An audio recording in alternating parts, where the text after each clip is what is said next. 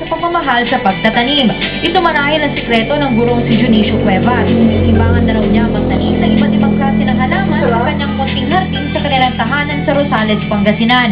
Hindi basa-basa ang kanyang koleksyon ng mga halaman dahil karamihan sa mga ito galing pa ng Mindanao at ibinabiyahe pa niya lulan ng eroplano.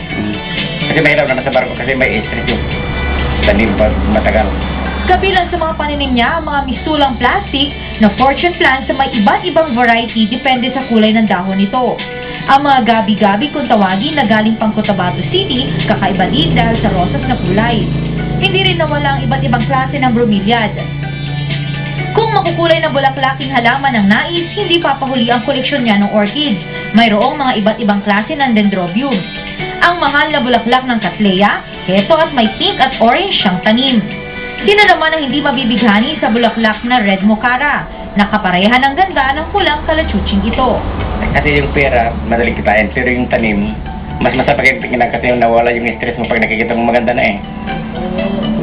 Ganyan kasi ang kwalko sa akin, pagdating sa school, dito, titinig-tignan, nasisiyal ka na.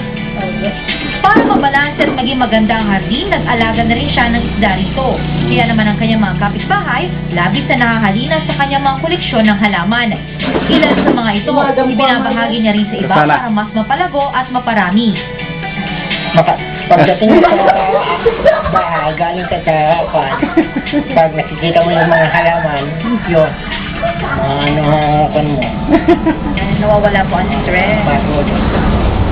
Higit 4 na dekada nang ginagawa ito ni Sir Junicio, kaya naman kahit gumagastos, okay lang daw sa kanya. Kaya, nandiyan talaga. Kahit wala akong ulam, basta nandiyan ka na, ayos na sa akin. Kunting asikaso, kasi sabi nga nila, yung kung ano ginagawa ka sa bailin mo, tender love and care. Ang trip ni Sir, bonding with nature sa pamamagitan ng pagtatanim. Kayo, anong trip nyo? Ako si Joy Segui, naghahatid na Balitang Amyanan.